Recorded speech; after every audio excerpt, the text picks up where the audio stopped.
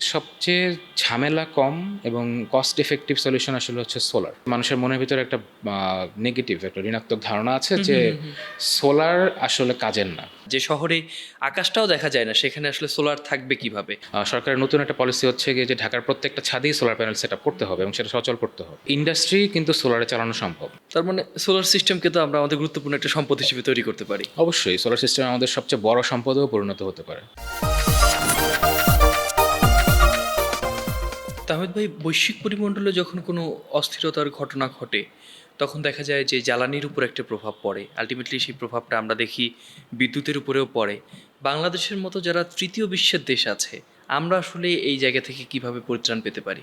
আসলে আমাদের বিদ্যুৎ সেক্টরটা খুবই নির্ভর করে হচ্ছে জীবাশ্ম জ্বালানির উপরে। সেটা গ্যাস হোক, তেল হোক, যেটাই হোক। সেটা তো আমাদের দেশে আসলে উৎপাদন সেই লেভেলে হয় না। আমাদের গ্যাস ফিল্ডস অনেক থাকলেও আমাদের উত্তোলনের ব্যয়ের কারণে অনেকগুলি থেকে ঠিকমতো উঠানোও হয় না, আবার সঞ্চালনেও কিছু লস হয়। যে কারণে দেখা যাচ্ছে যে আমাদের প্রচুর পাওয়ার স্টেশন হচ্ছে ফার্নেস অয়েলের উপর ডিপেন্ডেন্ট, হুম, যেগুলি হুম, থেকে আমাদের হুম, হুম। মেইন পাওয়ারগুলি আসে। সো গ্যাস টারবাইনের জন্য আমাদের গ্যাস ইম্পোর্ট করতে হচ্ছে এলএনজি আকারে, আবার ফার্নেস অয়েলও আমাদেরকে ইম্পোর্ট করতে হচ্ছে। যে কারণে আমাদের আসলে ফোকাস করা উচিত হচ্ছে রিনিউয়েবল এনার্জির দিকে। সেটা স্পেসিফিক এখন উইন্ডো হতে পারে, সেটা সোলারও হতে পারে। হুম, হুম, হুম। আমাদের যেরকম আমরা এখন নিউক্লিয়ারও যাচ্ছি আস্তে আস্তে, বাট নিউক্লিয়ার তো আসলে চাইলেই করে ফেলা যায় না। It takes a lot of time, অনেক রেগুলেশনসেরও ব্যাপার আছে।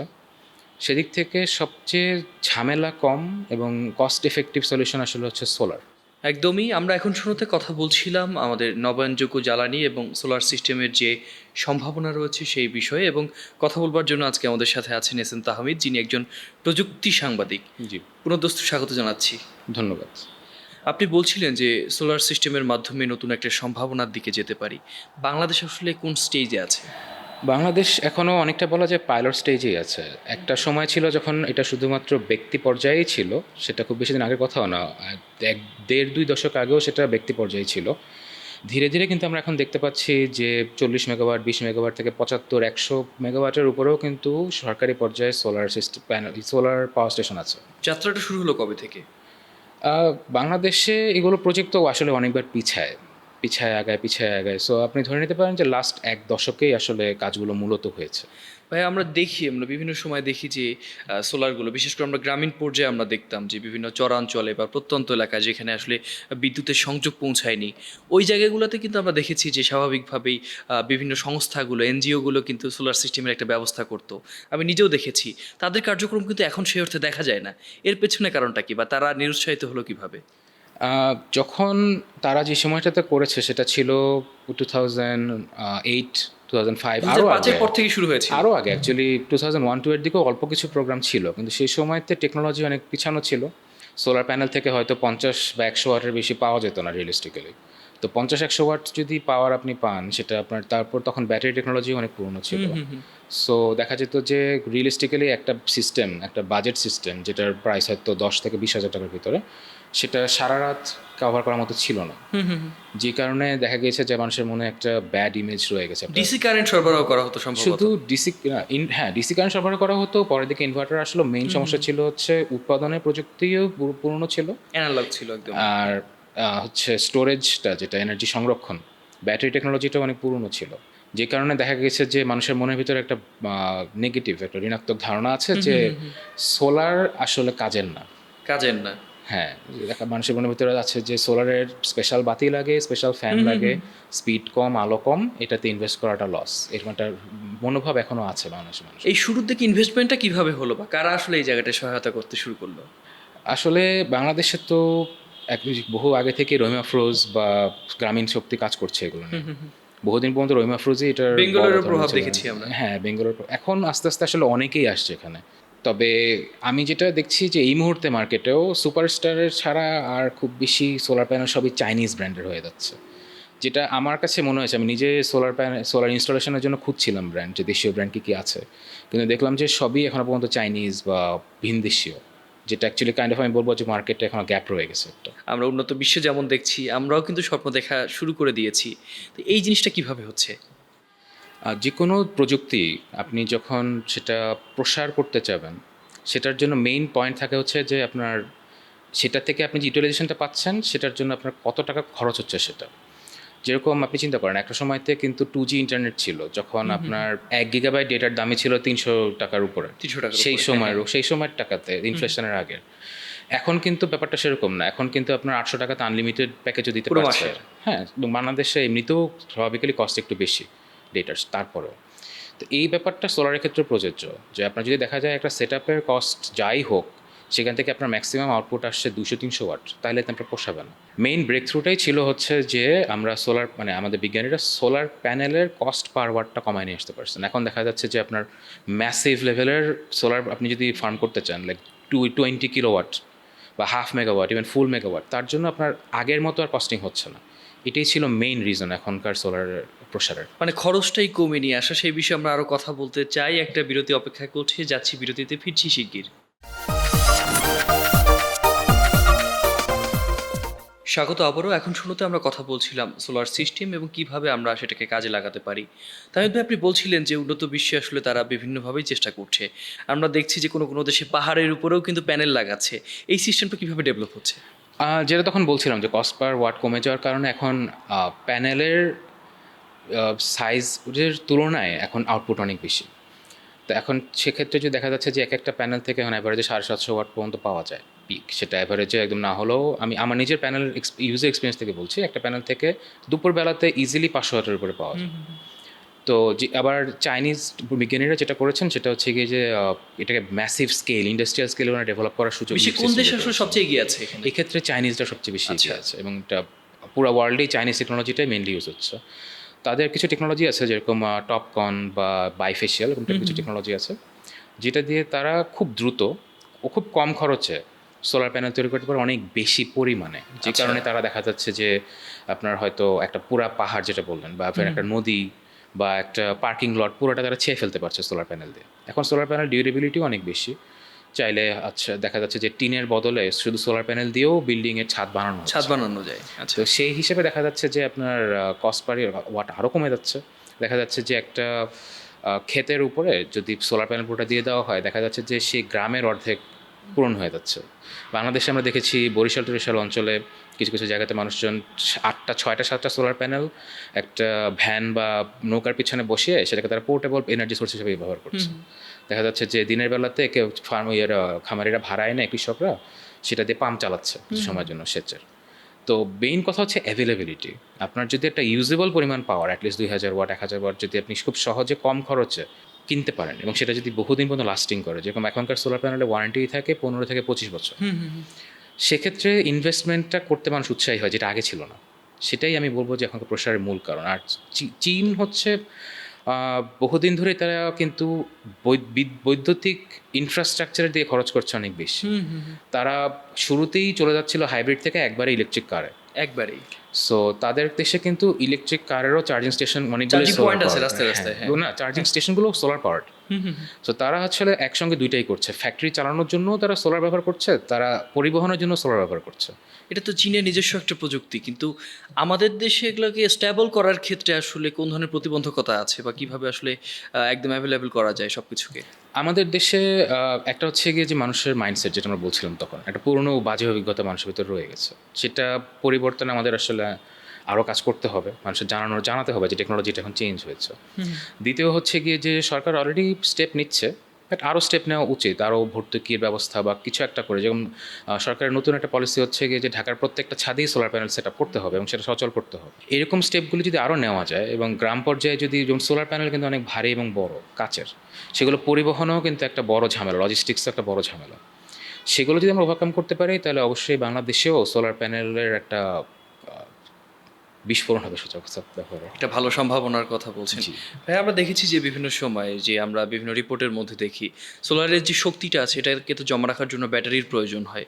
তো এই ব্যাটারি নিয়ে আমরা বিভিন্ন সময় বিধ্বংসী অনেকগুলো রিপোর্ট দেখি। অনেক সময় দেখলাম যে, সেদিন পত্রিকায় দেখলাম যে পাবনার বেড়া উপজেলার একটা অঞ্চলে এই ব্যাটারি রিসাইকেল করতে গিয়ে ওই এলাকায় যত শিশু জন্মায় সবাই একটা রোগ নিয়ে জন্মায়, ক্যান্সারের একটা ঝুঁকি আছে। এটা থেকে আসলে কোনো ধরনের নেতিবাচকতা তৈরি হতে পারে কিনা?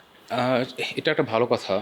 একটা সময় কিন্তু বড় ব্যাটারি মানেই ছিল হচ্ছে লেড অ্যাসিড, সীসা বেস ব্যাটারি, মার্কারি, লেড, এগুলো সব কিছু হ্যাঁ। ব্যবহৃত হতো। তো সেই ব্যাটারিগুলো রিসাইক্লিং বাংলাদেশে তো আসলে খুব ভালোভাবে করা হয় না। ছোট ছোট বাচ্চারা দেখা যায় সেই ব্যাটারিগুলি ভাঙে, এটা শুধু আমার কথা নয়, এটা ইন্টারন্যাশনাল লেভেলে এটা নিয়ে বহুত রিপোর্টও হয়েছে একসময়। তো এখনকার সোলারের টেকনোলজি ডিফারেন্ট। এখনও একদম বাজেট কেসে ছাড়া সবাই ব্যবহার করছে হচ্ছে লিথিয়াম আয়রন ফসফেট টেকনোলজি। তো এই লিথিয়াম আয়রন ফসফেট টেকনোলজিটা খুবই স্টেবল। লিথিয়াম আয়নের চেয়ে আয়রন ফসফেট বেটার এদিকে এই সেন্সে, যেটা অনেক স্টেবল, এটা সহজে নষ্ট হয় না। তো আপনার যেহেতু ব্যাটারি লংজিভিটি বেশি, তারপর ব্যাটারির ভিতরে কেমিক্যালও এখন আর সীসা পারদ এগুলো ব্যবহার করছে না, লিথিয়াম বা আয়রন ফসফেট ব্যবহার করছে।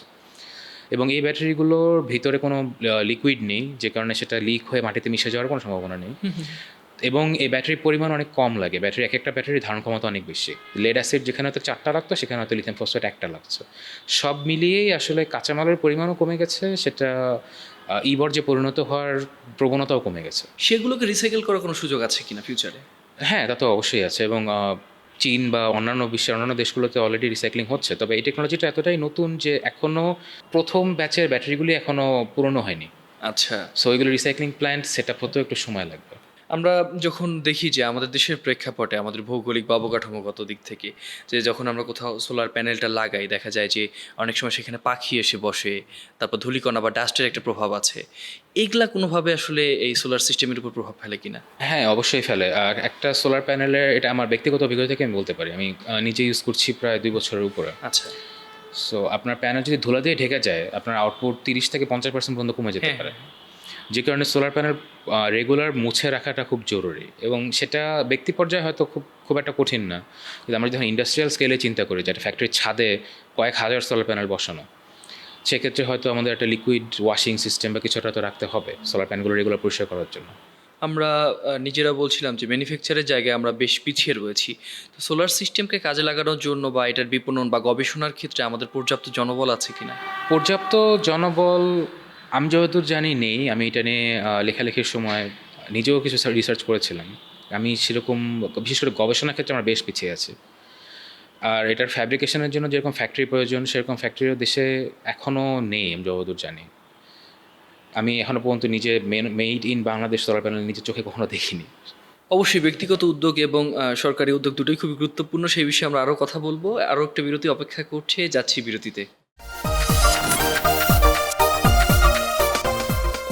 ছোট্ট একটা বিরতির পর ফিরলাম। আমরা যেখানে কথা বলছিলাম ভাই, এই যে আপনি বলছিলেন যে ব্যক্তিগত এবং সরকারি দুটো উদ্যোগই খুবই জরুরি। আমরা দেখছি যে সার্বিকভাবেই জ্বালানি সংকট এবং বিদ্যুৎ নিয়েও কিন্তু কথা হচ্ছে। এর মধ্যে সোলার নিয়ে প্ল্যান করার মতো কোনো আলোচনা এখন হচ্ছে কিনা? সোলার নিয়ে এখনও পর্যন্ত সরকারি নতুন করে পাওয়ার স্টেশন করার চেয়ে সরকার এখনও কিন্তু ফোকাস করছে বেশি হচ্ছে যা আছে ইনফ্রাস্ট্রাকচার, সেটাকে আরও রানিং করার জন্য। আমি নিজে দেখেছি যে আমাদের চর অঞ্চলগুলিতে, মহেশখালী টহেশখালী ওই সমস্ত অঞ্চলে যে বড় বা টেকনাফে যে বড় সাইজ বা ময়মনসিং রিজিয়ন যে বড় বড় পাওয়ার স্টেশনগুলি আছে, তারা আসলে কোন প্রযুক্তি ব্যবহার করছে? সেখানে সোলার প্যানেলই ইউজ হচ্ছে। আমি যতদূর জানি টপকন বা এন টাইপ বলে যে টেকনোলজি, সেই টেকনোলজি প্যানেলগুলি সেখানে ব্যবহার হচ্ছে। এর মাধ্যমে কোন ধরনের বেনিফিটগুলো পাওয়া যাচ্ছে? একদম শুরুতে যখন এরকম পাওয়ার প্ল্যান্টগুলি করা হয়, তখন সেটা রিজিওনাল পর্যায়ে সীমাবদ্ধ ছিল, যে এই এলাকার বিদ্যুৎটা হচ্ছে এখান থেকে আসবে, এই উপজেলারটা আসবে। এবং উইন্ড পাওয়ারের ক্ষেত্রে এখনও কিছুটা ওই পর্যায়ে রয়ে গেছে, সেগুলো ছিল পাইলট প্রোগ্রাম।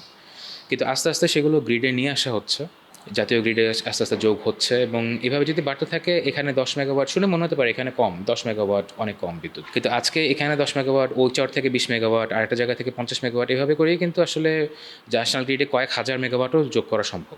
শহর থেকে আকাশটাও দেখা যায় না, যে শহরে আকাশটাও দেখা যায় না সেখানে আসলে সোলার থাকবে কিভাবে, এমন একটা প্রশ্ন আসে। আবার গ্রামীণ কৃষিজ অর্থনীতি নিয়েও বিভিন্ন বিষয় আসে। আমরা আসলে সোলারটাকে কোন জায়গায় সঠিকভাবে ব্যবহার করতে পারি?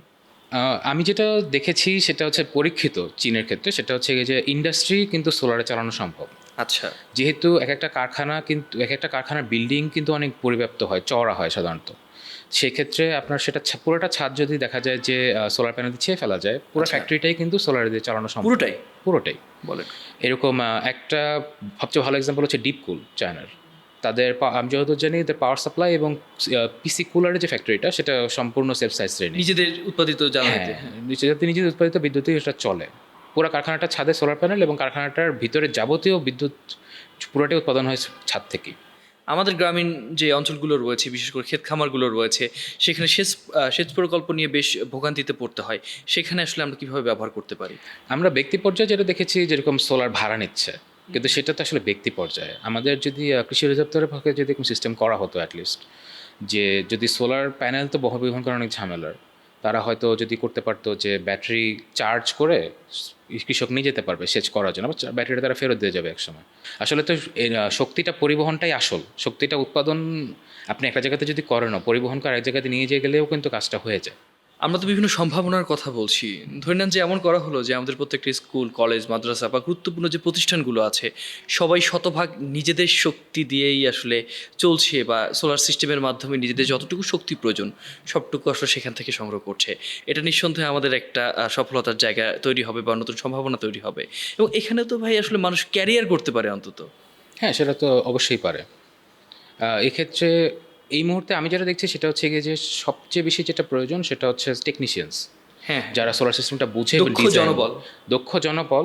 এবং শুধু শুধু জনবল যে মাঠ পর্যায়ে তা না, সোলার সিস্টেম ডিজাইন করাটাও কিন্তু এখন খুব গুরুত্বপূর্ণ একটা জিনিস। যেরকম এখনো পর্যন্ত সবার আগে মানুষের চিন্তা থাকে আমি কত ওয়াটের প্যানেল চাই, কিন্তু বিষয়টা আসলে কিন্তু তা না। সোলার সিস্টেম ডিজাইনের শুরু থেকে আগে চিন্তা করতে হবে যে আমার চাহিদা কত, বা প্রয়োজন আমি চাহিদা কতটুকু, হ্যাঁ। কতটুকু কমাতে পারবো, কতটুকু আমার না হলেই নয়। তো সেক্ষেত্রে আমি বলবো যে এক্ষেত্রে আমি যদি একটা বলি অ্যাডভাইজারি পজিশনও কিন্তু মানুষের থাকতে হতে পারে, যে আমি একটা কারখানা চাচ্ছে যে আমরা সোলারে শিফট করবো, বা একটা প্রতিষ্ঠান আছে আমরা সোলারে শিফট করবো, বা একটা এলাকায় চিন্তা করছি আমরা সোলারে শিফট করবো। সেক্ষেত্রে সেটার ফিজিবিলিটি স্টাডি করা, যে কোথায় বসানো যেতে পারে, কত ওয়াট প্রয়োজন, সেটার জন্য একটা গবেষণা কেন্দ্রর পাশাপাশি ভালো রিসার্চ দরকার হ্যাঁ, আমাদের। শুধু এটার মাঠ পর্যায়ে রিসার্চ দরকার, সেটা মাঠ পর্যায়ে অ্যাডভাইজার দরকার, যাদের কাছে মানুষ গিয়ে জানতে পারবে যে আমার আসলে কীরকম দরকার, সিস্টেম ডিজাইনার প্রয়োজন। তারপরে হচ্ছে এটার সাথে অবশ্যই আবহাওয়া খুব বড় ধরনের জড়িত। কারণ হচ্ছে যে একটা সোলার প্যানেল তো বসালেই হবে না, আমার তো চিন্তা থাকতে হবে যে ওখানে বৃষ্টি কীরকম হয়। তো যেরকম কিছু কিছু ক্ষেত্রে আমি ইদানিং দেখছি যে চায়নাতেও উপকূলীয় অঞ্চলগুলোতে তারা সোলারের পাশাপাশি কিন্তু একদম ছোটো পর্যায়ে হলো উইন্ড টারবাইনে যাচ্ছে সাথে সম্পর্ক হিসাবে, যে আমার সোলার প্যানেল যদি থাকে 2000 ওয়াটের, সাথে আমি আরও 1000 ওয়াট রাখতেছি হচ্ছে উইন্ড।